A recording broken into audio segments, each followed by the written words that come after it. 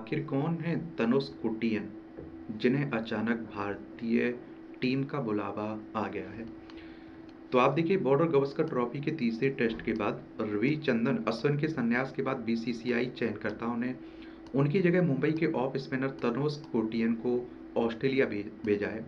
और देखिए, बीसीसीआई की बात करें ना हम लोग, तो board of control for cricket in India की बात हो रही है।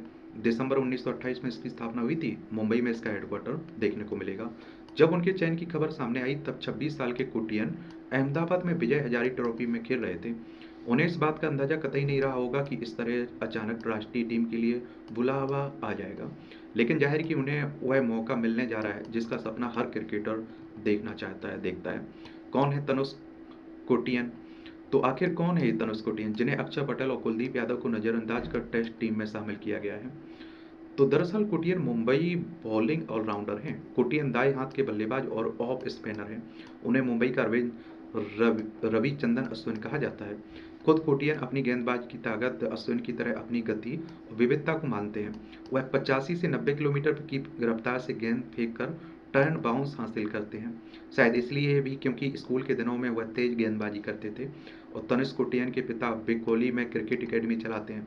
जाहिर कि क्रिकेट का कहारा पिता से ही सीखा इन्होंने। उनके माता पिता करुणाकर कुटियन और मल्लिका कुटियन मूल रूप से कर्नाटक के उडुपी जिले के पंगाला गांव से हैं। अगर हम लोग बात करें कुटियन का करियर, तो तनुष मुंबई अंडर 14, 16 और 19 टीमों की ओर से खेल चुके हैं। 2017 में एशिया कप के लिए भारतीय अंडर 19 टीम में भी शामिल थे। और उन्होंने अब तक 33 प्रथम श्रेणी के मैच खेले और 25.70 की औसत से 101 विकेट लिए। कुटियन ने 3 बार पारी में 5 विकेट लिए। उन्होंने 47 पारियों में 41.21 की औसत से 2 शतक और 13 अर्धशतक के साथ 1525 भी रन भी बनाए। वह बॉर्डर गवस्कर ट्रॉफी से पहले भारत ए के ऑस्ट्रेलिया दौरे का हिस्सा थे। उन्होंने एक मैच खेला था जिसमें 44 रन बनाए थे, एक विकेट भी लिया था। कप्तान की पसंद, तो चर्चा ये भी हो रही कि कौटियन कप्तान रोहित शर्मा की पसंद थे। और इसकी पुष्टि मेलबर्न टेस्ट से ठीक पहले रोहित शर्मा के इस बयान से भी होती है, जिसमें उन्होंने कहा था, इस समय तनुष ही हमारे लिए सही विकल्प थे। और उन्होंने निश्चित रूप से घरेलू स्तर पर दिखाया कि वह क्या करने में सक्षम है।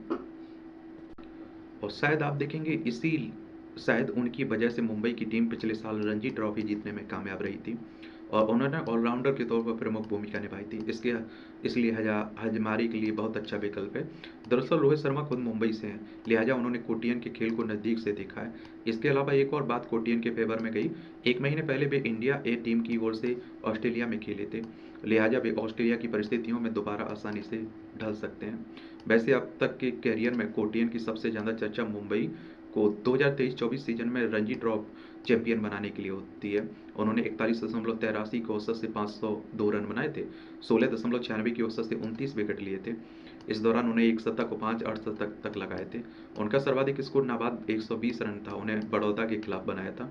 10वें नंबर पर बल्लेबाजी करने उतरे कोटियन ने तो साल देशपांडे के साथ 232 रनों की साझेदारी की। रणजी ट्रॉफी के इतिहास में 10वें विकेट के लिए भी ये दूसरे सबसे बड़े साझेदारी का रिकॉर्ड है इनके।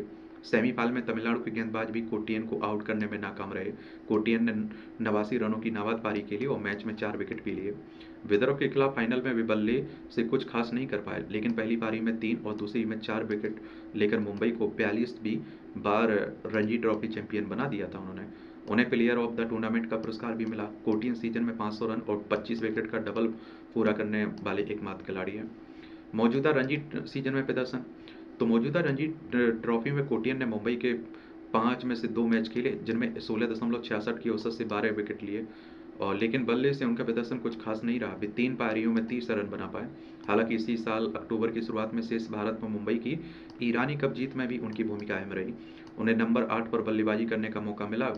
फिर उन्होंने 64 और नाबाद 114 रन की पारियां खेली। वो मुकेश कुमार, प्रसिद्ध कृष्ण और यश दयाल जैसे गेंदबाजों के सामने जाहिर है कि उनके दबाव में भी खेलने की क्षमता है। उस मैच में भी उन्होंने अपनी एकमात्र गेंदबाजी पारी में 3 विकेट लिए थे। तनुष हाल ही में सैयद मुश्ताक अली ट्रॉफी खिताब जीतने वाली मुंबई टीम का हिस्सा थे।